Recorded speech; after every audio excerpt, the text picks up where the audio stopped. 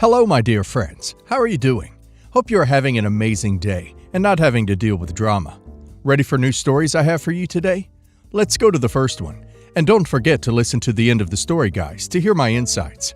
Enjoy the stories, and don't forget to like and subscribe. And of course, don't forget to leave a comment. Boyfriend, Tom. My friend, Jess.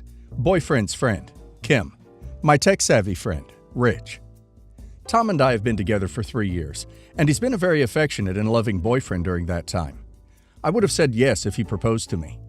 Kim is a friend that he knows from work. I've always been a little uncomfortable with their relationship, but I never had a reason to believe that Tom and Kim were doing anything behind my back, until Jess told me that he saw them at dinner together on Friday night, where Tom told me he was working late. Obviously, I was devastated. Tom is the most stand-up and honest man I know, so I never expected in a million years that he would even lie to me, let alone have an affair. I didn't believe Jess at first, but she showed me a blurry picture of the two together. I couldn't see either of their faces, but it was body images that greatly resembled both of them. I also saw the man wearing a watch. Tom always wears a watch, and Tom's favorite Vineyard Vines tie thrown over his shoulder. I was convinced.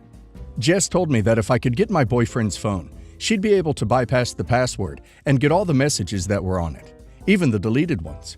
She gave me a stack of papers that she claimed was correspondence between Tom and Kim, which clearly indicated an affair between the two. Again, I was devastated. The paper showed me that he called her the same nickname he called me. That cut really deep. I tried to approach Tom with this information in mind casually. Do you have anything to tell me? I tried to be extra affectionate and loving with him throughout this, and he always reciprocated the love, which disgusted me, but gave me hope that he would end his alleged affair with Kim. Every time I jumped through Jess's hoops to check, Jess would tell me that the affair was still ongoing. After 2 weeks, yesterday, I confronted Tom with everything, and unsurprisingly, he denied it. I told him that I was willing to fight for our relationship if he was willing to meet me halfway. Tom continued to deny everything, and told me that if I didn't believe him, then we had no relationship. I didn't believe him. He slept on the couch and promised me he'd be out of the house by the end of the week. I was so upset last night, I could not sleep. I cried for a really long time, and Tom heard me crying. He even tried to come in and comfort me, but I cussed him out and told him to leave. This morning, Jess was busy with work, so I went to a tech-savvy friend, Rich, for help with what Jess had done traditionally. I gave Rich the phone, and he told me that my demands were impossible. He said you cannot bypass the password on my boyfriend's phone. It's a work phone, without deleting the text messages. I teased him about not being as familiar with this stuff as he thought, but he adamantly stuck with his claim. When I showed him the papers that Jess gave me, he told me they were fake, and proved to me they were fake by making his own. Duck my life. I have absolutely no idea what to do, and no one to talk to about this. Rich told me he's looking into everything, but I don't know if he'll come up with much. When I came home, Tom was already gone with his stuff, and I have no way of reaching him directly because I'm the one with his phone. I don't know what to do. I don't even know what's really going on in my life anymore. Edit. Lots of questions about this, so I'll try to clarify.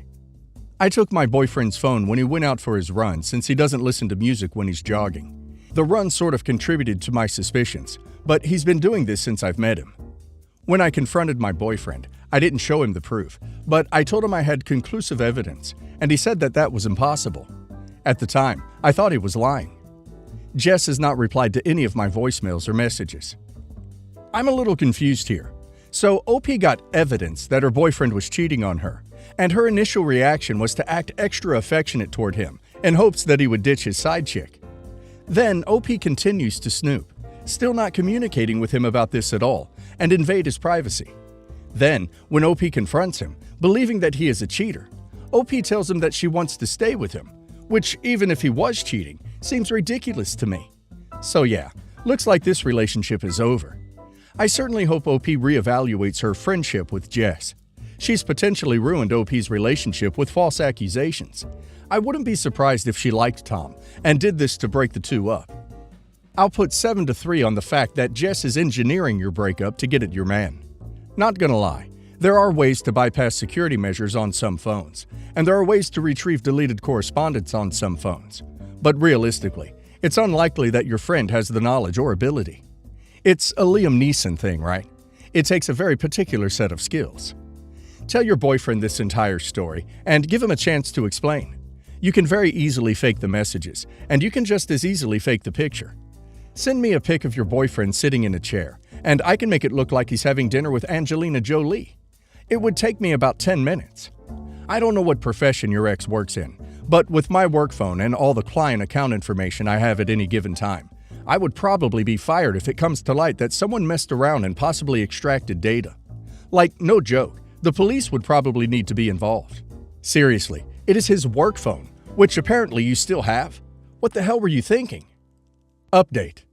I returned Tom's phone to him and we talked about the situation. I tried to explain everything, but he told me that the trust in our relationship was irreparably damaged, and that I need to learn how to effectively communicate my concerns. He's a firm believer that without trust, there is no relationship, so we've officially split up. He initiated no contact, and I've not spoken with him since. I finally got a hold of Jess through the phone, and she admitted she lied, but she won't tell me why. I'm sure she has not slept with Tom, but I can't be sure she isn't lying. I'm unbelievably mad right now, mostly at myself. I met my husband Jake, fake name, about 4 years ago on Tinder. Jake comes from a different country to where I am from, but he was my type, and when we started talking, I was blown away by how charming and sweet he was. This version of Jake never went away. He has always been this amazing, charming, and sweet person. He's the type of person that when you finished having a conversation with him, you feel better about yourself. Just to give you some context. He and I fell in love quickly and got married fast also. He was very eager to start a family, as it gave his citizenship in my country more legitimacy. By our second anniversary, we were married and I was pregnant with our son. Jake still works in his home country, and so every few months he flies back and stays there with his mother, or so I thought, completes the work required and then flies back. The rest of the work he can do at home. The last few years with Jake have genuinely been the most amazing years of my life, and this is why the last week feels like such a fever dream. This is so hard to explain, but a person on Facebook messaged me last Tuesday claiming that Jake had been cheating on me and that they had proof. I genuinely didn't believe this person and at first just ignored them, but then curiosity got the better of me and I messaged back and asked what proof they had. They proceeded to send me a large collection of photos of Jake with another woman and 2 boys. I know these photos were relatively recent, as he dyed his hair blonde for the Barbie movie, at my request, and has kept it like that ever since. The person told me that the woman in the photo was his wife, and the 2 boys were his sons. I obviously didn't want to believe it. I tried to find ways it was fake, Photoshop, AI, whatever, I don't even know. I think the person blocked me after that, as their account just comes up as Facebook user now when I look at the chats. When I had got home, I confronted Jake, and he started crying and confessed that everything was true and that he had a wife and 2 sons, who looked to be about 13 and 9. But I could be wrong, that's just my best guess, in his home country, that he was still married to that woman. I asked him how could he do this to me? How could he have lied to me for so long? I told him I was going to expose him to the other wife, and he said not to bother because she already knows and supports him. I left and have been staying with my mother ever since. This has been the hardest week of my life, and some days I genuinely haven't wanted to get out of bed. Jake has been texting me saying that he will break things off with the other wife completely if that's what I wanted, and he texted me saying he thought I wouldn't mind, which genuinely made me sob into my pillow. I've never felt so low. Part of me, stupidly I know, wants to take him back. The years I had with him were the best I have ever had, but his betrayal is just, I don't even know how to explain the hurt I feel. Well, it sounds like OP's marriage was for green card purposes. To be honest, OP legally is not married, cause he is still married in another country. OP needs to divorce and move on. He took advantage of OP's trust, and his answer is that his wife is okay with it. He chose you because you are young and naive. He was charming and sweet because he was conning you. He had a plan the whole time. His wife is supporting him because he's bringing her and the kids over once he establishes residency. Edit. This is debatable, as some commenters have pointed out, but either way, operating strictly off what had been presented here, if he has actually told his wife, and that was her actual response, that is likely to be the agreement that was forged, whether or not he actually honors it. He is a user, and is still using you now because he believes he has control over you. Do not go back to this person. What you knew is not reality, and he is counting on the illusion he created to be powerful enough for you to stay. You know what you need to do. You're understandably in shock, but please get your family and friends involved to support you. You did nothing wrong. Please consult a lawyer ASAP to see what your options are, because like others have said, fraud has been committed. Forget about the cheating. If this is true, you've been used to commit fraud. You should be getting an attorney and reporting him ASAP. He committed fraud to get a visa, and his wife back home is his partner in crime. Update. It's been over a week since I left to go stay at my mother's, and this time away from Jake has been so good for me and allowed me to see what was really important to me. Since I originally posted, Jake and I have been talking, and he let me know that he has broken things off with his other wife. Apparently, it wasn't even a legal marriage thing. He explained to me that when he was a child, his parents and his wife's parents arranged for them to be married. This happened when he was 7 years old, by the way. But it wasn't a legal wedding, just like a ceremonial thing that links his family to hers. He said that he never actually loved her, but was required to marry her, or his father has to pay so much to his wife's family, as like punishment, I guess. I felt really bad for him. I could tell he didn't want to be with her at all, and was only doing it so his family were okay. The relationship isn't real on either side, which is what he was trying to tell me when he said his wife supports him. They're only married because they're required to be. I'm so relieved now that he's explained everything to me. He told me he won't be contacting her again, but because of this, we will have to send a small amount of money to the wife's family for the foreseeable future, which of course is not ideal. But it is better than the alternative of him going over to be with her every few months. I wish he had just told me the truth from the start. But don't worry, I've signed up for couples therapy. I know this is likely not the result you guys expected or wanted. So many of you were so bloodthirsty for him without even understanding what he was going through. The thing that kind of concerns me now is what the relationship will be like between my son and his other half-siblings. I think I would like to foster a relationship between them if I can. I'm just glad to be back with Jake. I love him so much. He lied to you for 4 years straight, and you suddenly think he's telling you the truth? He's still lying, sis. Stop being delulu. Highly doubt that it isn't a legal wedding. If they're so traditional, the odds of that not being a real marriage is extremely low. A ceremonial thing that links his family with hers is pretty much the definition of a wedding or marriage. What we might define as a ceremony here may be a legally binding act there. I really think you should consult with someone from there to better understand what that ceremony is and the legalities of it. Why did you post this on here at all?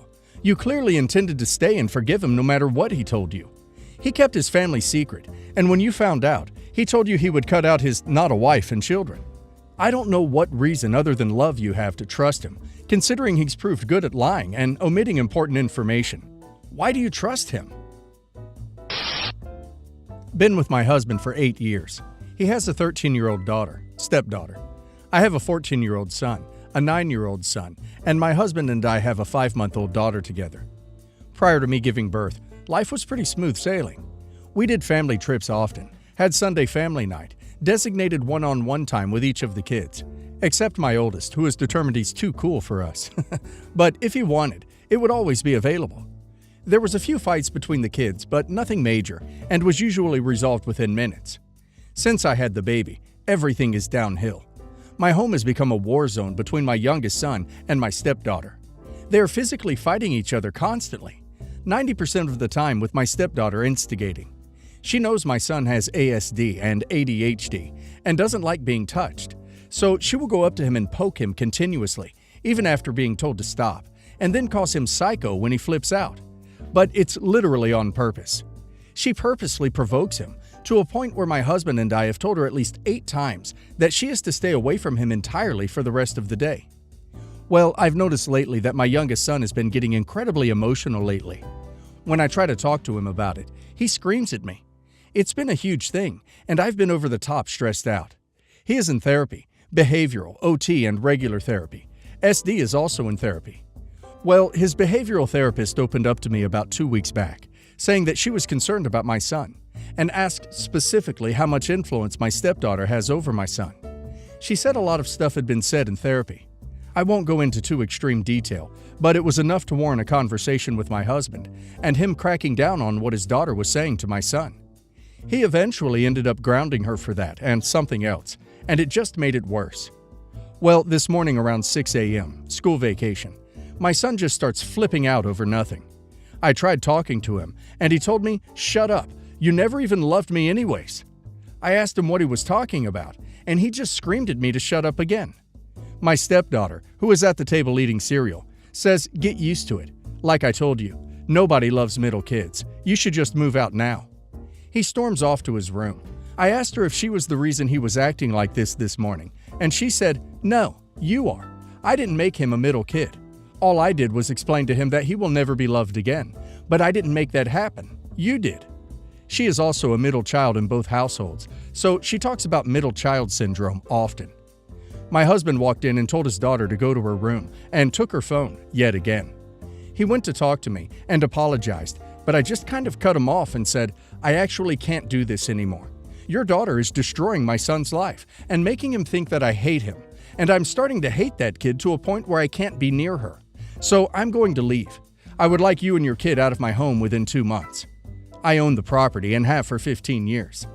He's trying to argue that this can be fixed, but it's really come to a point where I hate his child and don't want her near my son at all. She's great with the baby. He says he can't believe I'm throwing us away over something that can be fixed. Not the a-hole. It has gotten worse in the 5 months since you had a child. Unfortunately, it can't be fixed in time to protect your son or to undo the damage your stepdaughter has done. It's a really sad situation, but you need to protect your children, and it seems like the daughter's therapy isn't helping her in meaningful ways. You're not the a-hole. The toxic dynamic between your stepdaughter and your son is deeply concerning, and your efforts to address it have been met with resistance. Your decision to prioritize the well-being of your son and create a healthier environment for him is both understandable and necessary. Not the a-hole. Your husband needs to take his daughter and go, at once. She is torturing your son, physically, mentally, and emotionally. Don't cause more trauma by uprooting all of your children, even temporarily. He can get a hotel until he finds a place, but he needs to get her out of your house. Now. The fact that he is trying to blame you for what his daughter has done to your son is heinous. She is very clearly in need of therapy herself, but he can organize that for her from a safe place where she isn't using your son as a metaphorical punching bag to relieve herself of her own pain.